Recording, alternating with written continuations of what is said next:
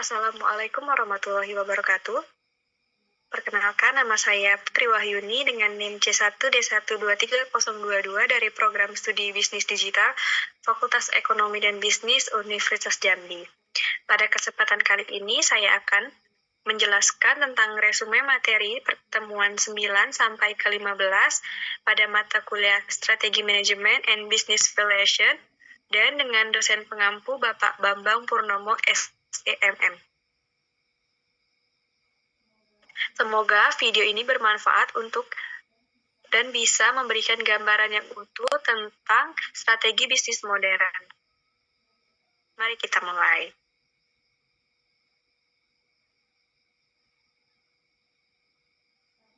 Pada pertemuan ke-9 ini kita belajar tentang bagaimana manajemen strategi digunakan untuk memperkuat posisi daya saing perusahaan. Dalam dunia bisnis yang sangat kompetitif, perusahaan harus punya arah jangka panjang yang jelas. Strategi seperti diferensiasi produk, kemudian kepemimpinan biaya, dan fokus pada segmen tertentu menjadi pilihan utama. Tapi strategi saja tidak cukup. Yang penting adalah bagaimana strategi itu dijalankan dengan struktur organisasi yang mendukung, kemudian budaya kerja yang selaras, dan evaluasi yang rutin. Jadi, strategi yang baik harus bisa diterjemahkan ke dalam aksi yang nyata di seluruh bagian perusahaan.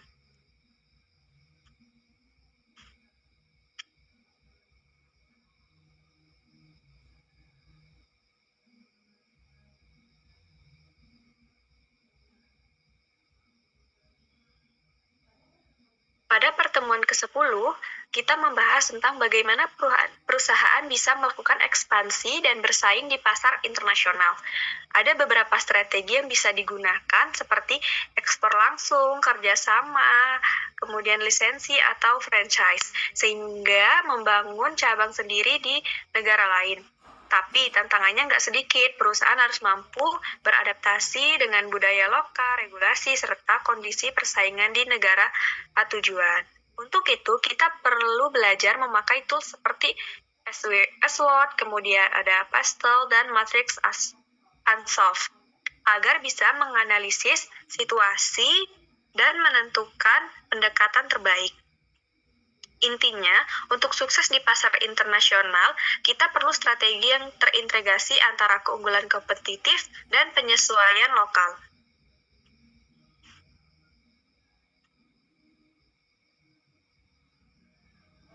Pada pertemuan ke-11 itu tidak ada materi karena pada saat itu dosen sedang berada di luar negeri, jadi pada minggu tersebut tidak ada materi atau studi kasus yang dibahas. Jadi kita langsung lanjut ke pertemuan ke-12, yaitu penerapan strategi diverifikasi dalam strategi perusahaan. Fokus kita adalah pada strategi diverifikasi. Diverifikasi adalah cara bagi perusahaan untuk memperluas bisnisnya agar tidak tergantung hanya pada satu produk atau pasar. Ada diverifikasi yang terkait, seperti perusahaan teknologi yang mulai jualan perangkat pendukung. Ada juga yang tidak terkait, yaitu misalnya perusahaan retail yang masuk ke industri pertanian.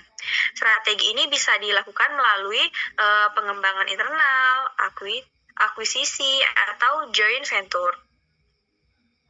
Tapi diverifikasi nggak bisa asal jalan. Perusahaan harus punya struktur, sistem, dan sumber daya yang cukup agar diverifikasi itu benar-benar menghasilkan nilai tambah.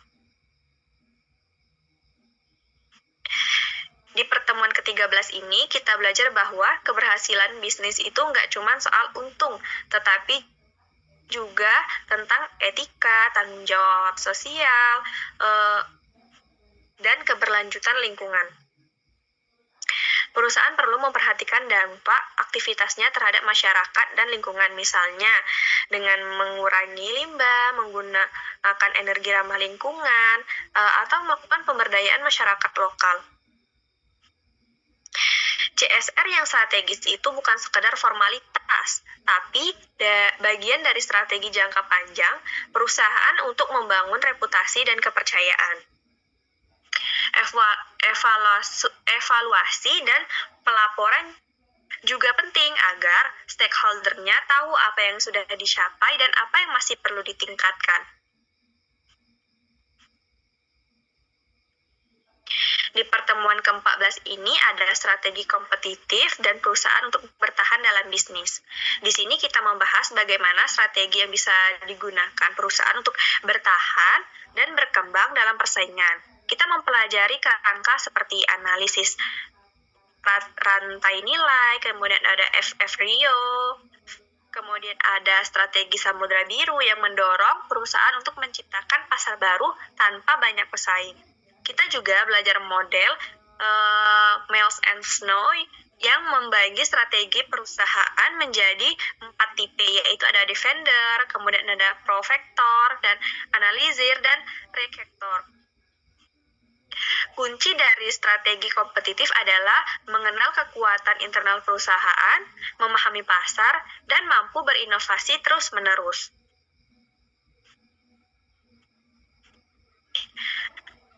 Pada pertemuan ke-15 ini membahas tentang valuasi bisnis dalam manajemen strategi.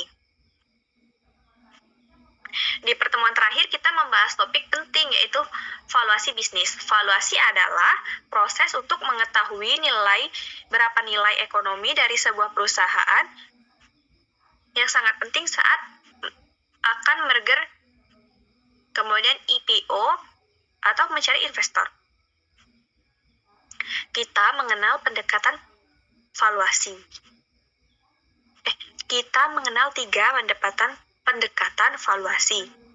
Yang pertama adalah berbasis pendapatan seperti metode DCF, kemudian berbasis pasar seperti membandingkan dengan perusahaan sejenis, dan berbasis aset, yaitu menghitung nilai seluruh aset dan kewajiban perusahaan. Valuasi yang akurat membutuhkan pemahaman tentang keuangan, model bisnis, potensi pertumbuhan, dan kondisi pasar. Jadi, valuasi bukan hanya angka, tapi juga strategi. Dari seluruh materi ini, saya belajar bahwa manajemen strategi dan valuasi bisnis adalah fondasi penting bagi setiap pelaku bisnis, terutama di era digital seperti sekarang. Kita tidak hanya dituntut untuk berpikir kreatif, tapi juga strategis dan bertanggung jawab. Terima kasih yang sudah menyimak video saya sampai akhir. Semoga apa yang saya sampaikan bisa bermanfaat untuk kita semua. Saya akhiri. Wassalamualaikum warahmatullahi wabarakatuh.